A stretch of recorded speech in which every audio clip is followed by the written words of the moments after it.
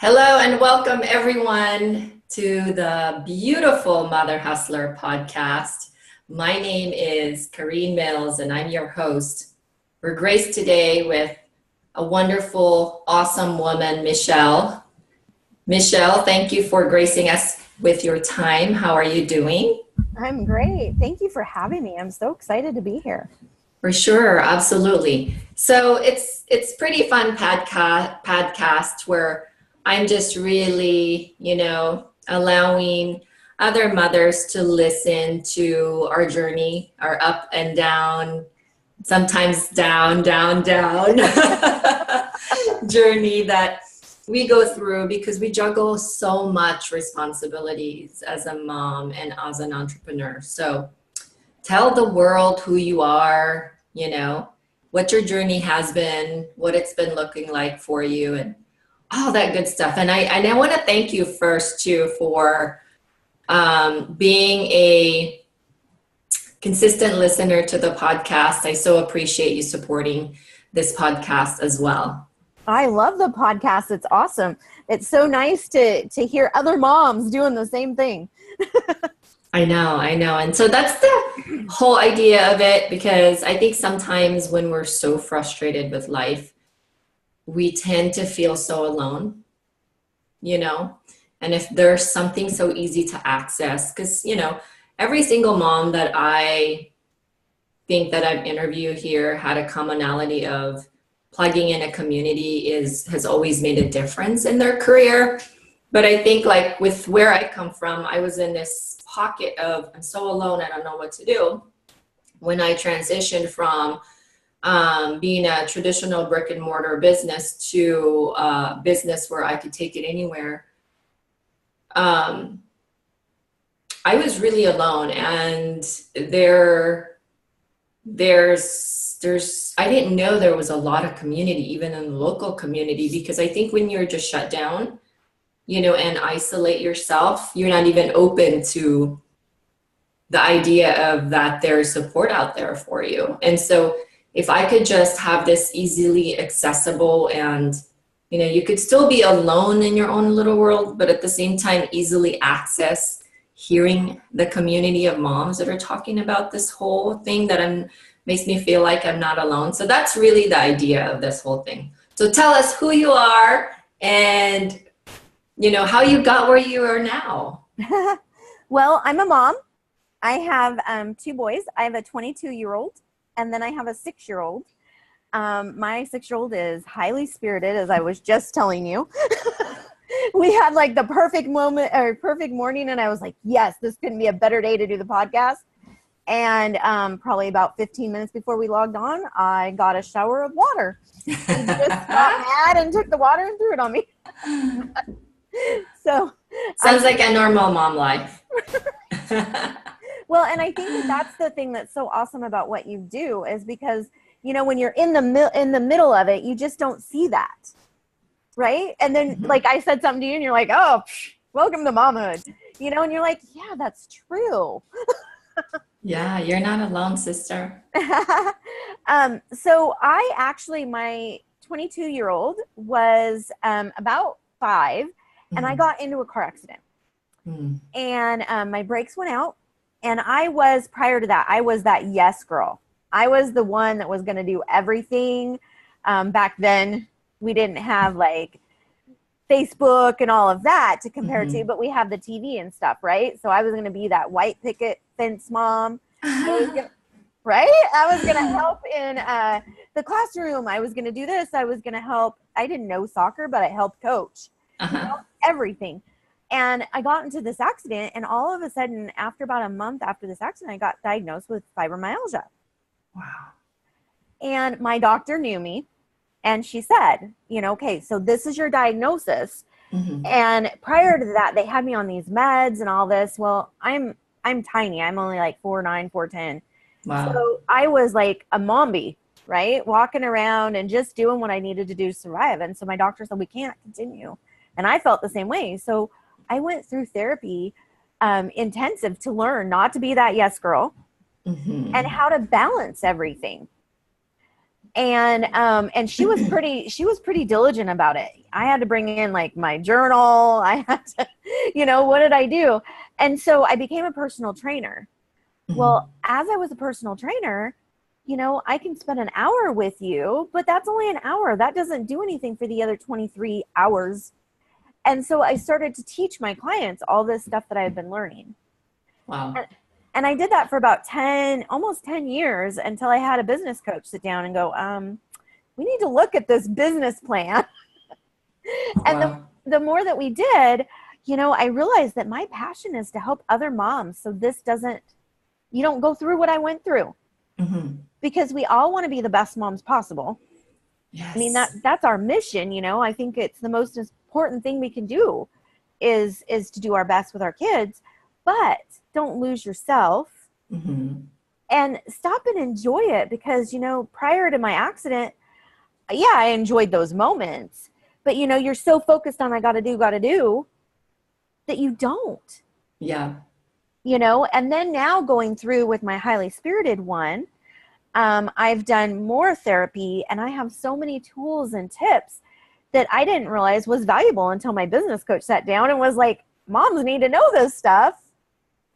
And so that's kind of what my mission is right now. I'm working to be the mom of moms, and to do exactly what you just did with me. Hey, this is just mom life. It's just water. It's okay. And, when you went through your diagnosis prior you knowing about it and being diagnosed, did you feel some symptoms? What are the symptoms of those? Or were you always just tired? Or did you have high tolerance of pain? Because I think as a mom, especially when you've given birth, that's really painful. And I think we develop this, and all the other stuff that we do, we develop this high tolerance of pain. And I know that because one day, because I had an accident when I was young, and you're vulnerable, you don't go to the doctor, I never went to a chiropractor. And then recently, about 2 years ago, I started doing like me. It's not all about me, but it's like you said, I started realizing, hey, I'm getting old. I can't lose myself in this process. And so I started really focusing on self-care and knowing that I am my business. And if I am not healthy and 100%, and I'm also a mom, and if I'm not healthy and 100%, I am not going to be able to deliver what I need to deliver. So I started doing this stuff. And when they went back for the x-ray, my neck, your neck's supposed to be the normal way is bent the backwards way, your bone, your spinal, right. Shape. My neck was going this opposite direction. And my chiropractor was very surprised how he asked if I feel any pain. I said, I'm painless. Like, I feel no pain. I've never felt any pain. I just have this realization that I need to start taking care of myself first in order to sustain every mission that I have and deliver it and really achieve those mission. And he was like, well, you should be feeling pain because this looks pretty painful. And I think we just have high tolerance of pain. So my question goes back to, as you were going through motherhood and being a soccer mom and all that good stuff, did you feel tired all the time and all that, like some signs of you might have fibro? I didn't until after the accident. After the accident, it literally, and my doctor had, my doctor had me on all kinds of meds too, because she was trying to kind of figure out what was going on. At that point, I was exhausted. I mean, like I would get up and I would get him ready for school and I would take him to school and then I would sleep. And then he would come home and I would do those things that we got to do, help them with their homework, make dinner. And then as soon as he was in bed, I was in bed. And, but prior to that, no, I was just pushing, you just do what you've got to do. But that was exactly, at that point I was just like, I can't do this. And, she told me in managing those things, because I didn't want to be on the pain or on the meds, in managing those things, she's like, you have to learn. So I started with yoga. I love yoga. Oh, and so we slowly started with yoga, and I already knew how to eat right, but you know, but we don't always do, especially as busy moms, and you're trying to get everything going and keep it all going. So I started working on that, and that's actually why I got my certification, because I was like, oh, I got to learn more. I didn't do it necessarily at that point to help others. It was just so that I could learn about my body. And the more that I saw the change in myself, the more I was like, oh, okay, I can help other people too. Yeah, I think being exhausted, I think we think it's normal, right? When at the end of the day, we're drained because we do so much, but it's really not normal, because our body is built to last. And if you have zero energy at the end of the day to be with your significant other, and to be really focused on your other obligation, because as much as, like, for me, as much as I want to be the best mom I possibly can, I couldn't do this world without my husband. And sometimes he gets the last attention, and you really got to have more energy for everybody, and you got to serve everybody. I serve a lot of people. I serve a lot of my clients. I serve a lot in the networking arena. But I can't do that if my family's falling apart. So they have to come, you have to come first, and then your family have to come next after you think you're 100%. And then on top of that, you have to take care of the community and the world and all these other stuff. Absolutely. Yes. A long time ago, I was told, I think I might've even been in college, that, you're making it in the business world if your family's falling apart, or, you're doing this if this is falling apart. Seriously? Yes. And I was like, what? No, that's not reality. Wow. No, because if I'm not whole, like you just said, I can't give back. It's kind of like the cup, if my cup is empty, what can I give? Just 1 second, honey. I will help you in a minute. Okay. Thank you. Sorry.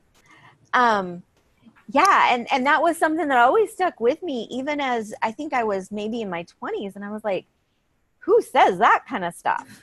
That is so silly. That may have a contribution to some of the divorces in America. Because in the beginning for me, and you probably heard this, that I say a little piece of my story at a time as I'm going through my podcast, that in the beginning, that it was all about my career, the power, the title, the accolades, the money, the income. How can I, like, what's the next position so that I can make more income, things of that nature. And to be honest with you, I was super successful in my career and in business, and I was really I started really young. I was a young hustler. I held really good positions in the banking industry as a late 20s. And then, I was hanging out with these, good old boys. And so it's very rare for a woman to be around those guys in the higher echelon in the banking industry. But it felt good for me that I could break through that.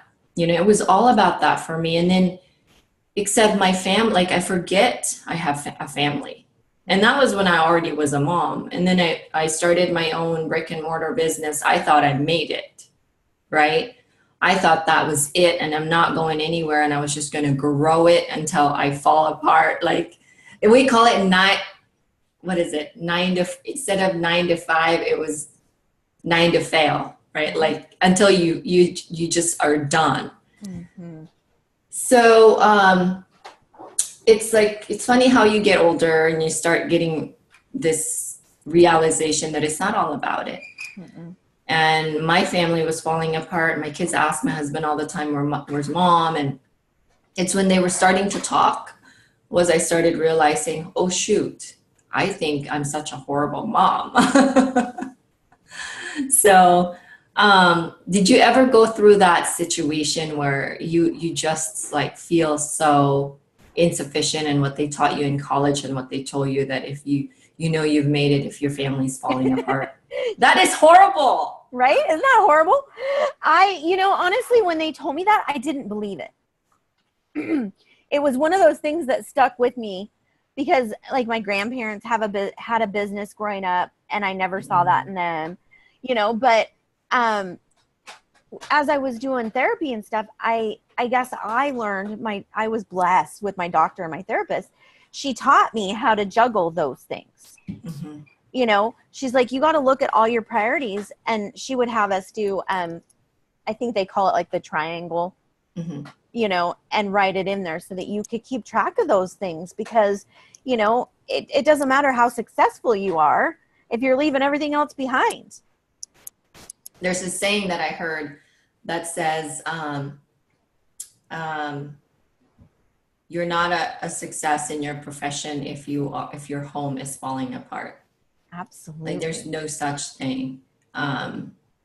And there's a Full Potential Habits coach that I really love in Vancouver, Washington, Alex McMillan. And he coaches a lot of high performers. And he talks about how they are a 10 in their business. Like if you see them in a boardroom, if you see them in their field of practice, whatever they practice, they are a whopping 10, but then when they go home, they're a 1. And that really, that's one of the things that I really took away from him when I was, talking to him.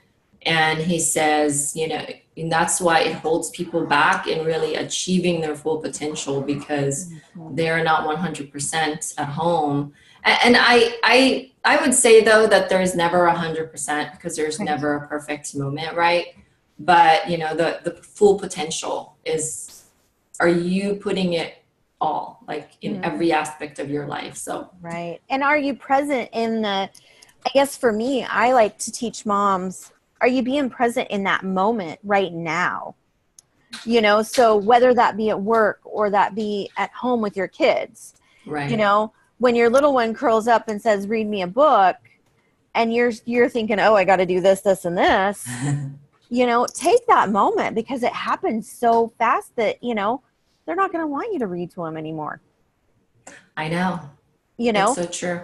And so, they grow up so fast. Right? Really holding on to those moments. And I think having a 6-year-old and a 22-year-old has kind of helped me in that because now I'm looking at my 6-year-old going, oh, this is going to go really fast. Yeah. Yeah. Gives you that experience, Now tell me why the big gap. What happened? My 6-year-old is actually, we adopted him. Mm-hmm.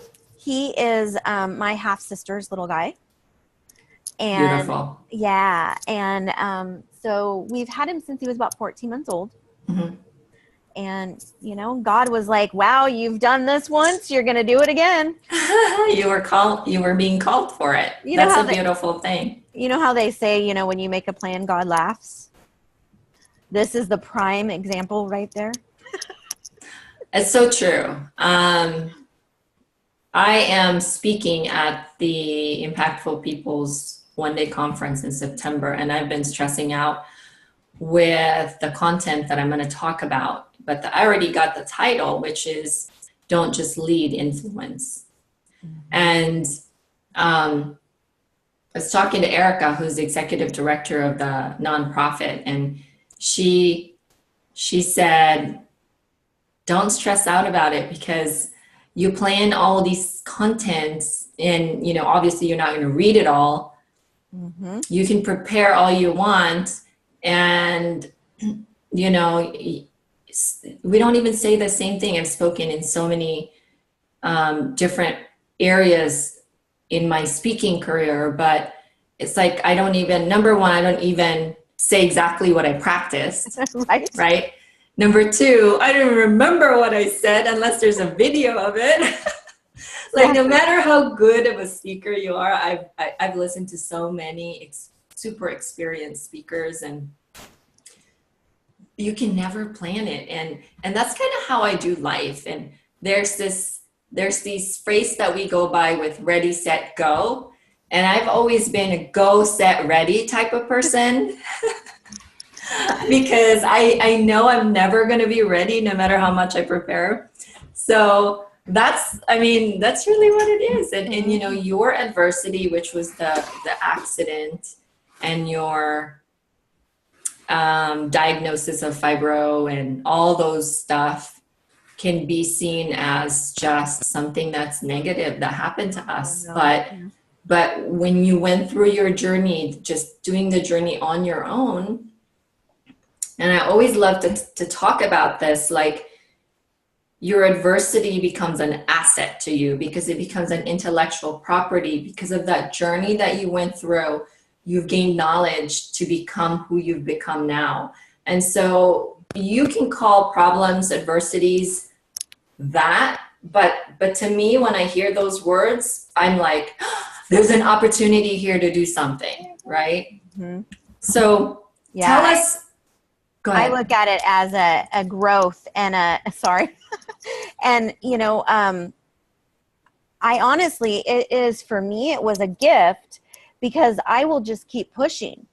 And so when I start to have kind of a flare up, I will stop and be like, ooh, I need to listen, you know? So it was not the best experience necessarily, but I'm always that person that, you know, even what we went through with my little guy, you know, okay, what are we going to learn? How are we going to grow? And how am I going to help others with what I'm gaining? Mm-hmm.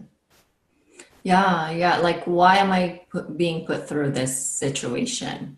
Is there a message here? It's what I always say. What's the message here? So what was your childhood look like? Where did you grow up and all that good stuff? I lived up in Castle Rock, Washington for a while until about 6th grade. And then I went to Alaska. And I lived in a logging camp up in Alaska for a couple years. And then I graduated up in a really small town called Wrangell, Alaska. So my graduating class was 22 people. Oh, wow. Small community. Yeah, I actually just took my 22-year-old up there. We just went up and spent a week, just him and I. Nice. And yeah, it was interesting to take him back. And I hadn't been back since after graduation. And yeah. So I've always kind of done that positive, you know, looking at what's happening right now and how do you flip it to a positive and what do you grow from it? And, you know, all those life lessons that I think we go through so that we can help others. Yeah. So you are a fitness trainer now, a coach. What would you call yourself? A wellness and mindset coach. So I'm branching out right now. I just rebranded. And my goal is to help moms and make moms' life easier. And I do that in many different ways. We work on mom guilt because I think that's one of the biggest things. Oh, yeah. And rewriting those beliefs and expectations that we set for ourselves. Because, you know, one of the things I've learned from my 22-year-old is I'll ask him, you know, okay, so let's talk about mom fails. You know, what did I do?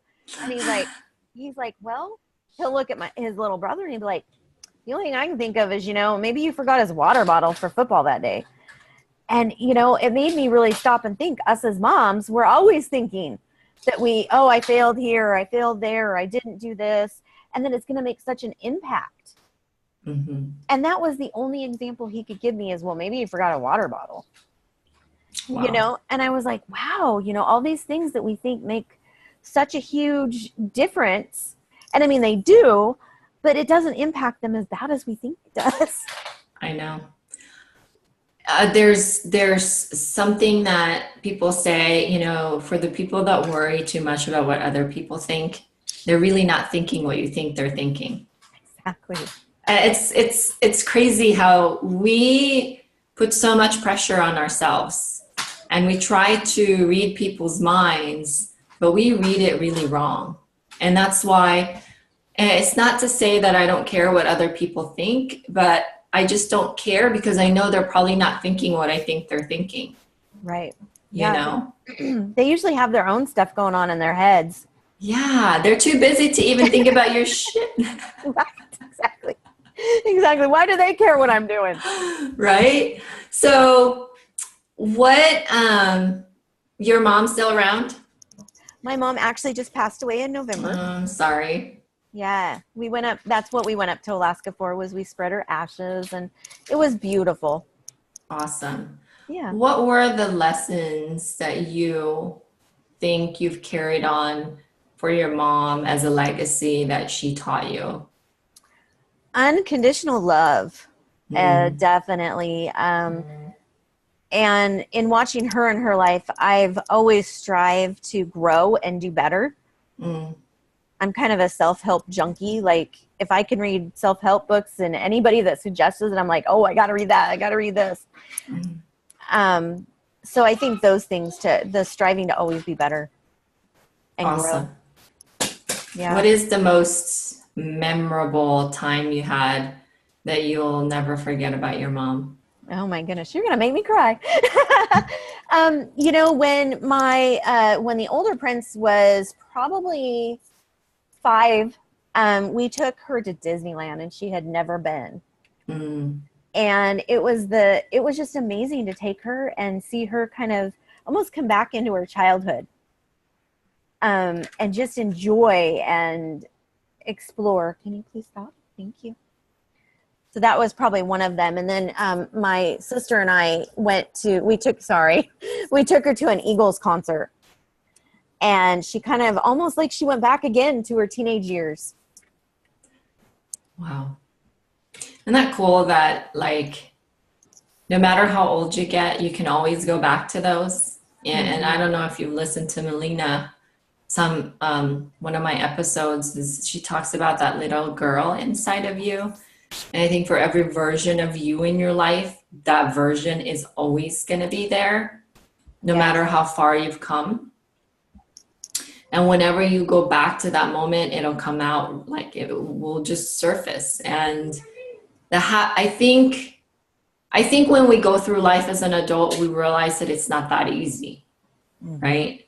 And then when we go back to those moments when you're a little child where you thought the world was ending when you didn't get a candy, or, you know, and you think about that moment, it's like, oh, I wish I could go back to those moments. And I think as you took your mother, you know, to Disneyland and to an Eagles concert, she went back to those moments, because we go through life with so much pain and victory too. But the pain always seems to, you know, to always be there, and then we forget about our victories, and then the victories come up when you're super happy and you're like, psh, that was nothing. Exactly. Yeah, it's such a neat experience. That's awesome. Wow. And your dad's still around? He is.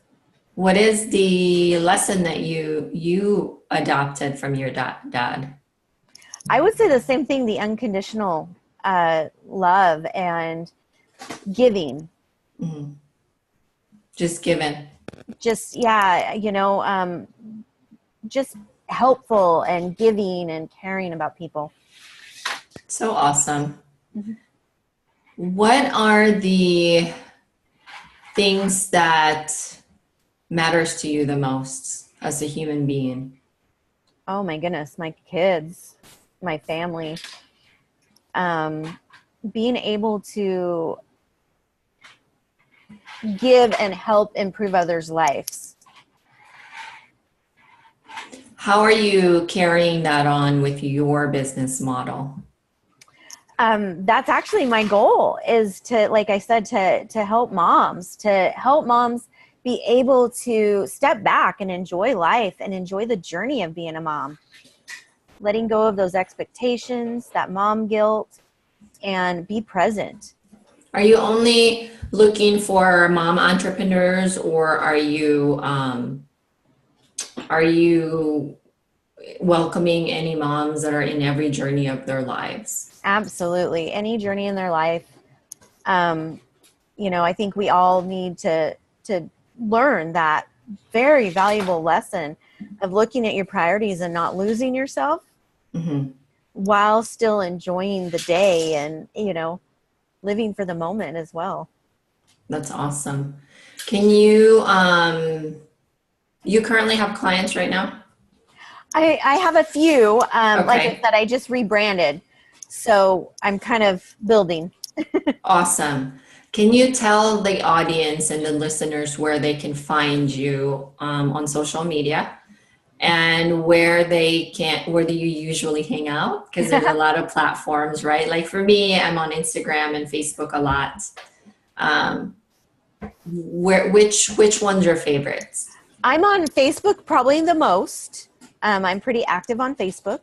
And it's Michelle Den Boer. Just spelled, how it looks or how it sounds. And then I'm on Instagram as well.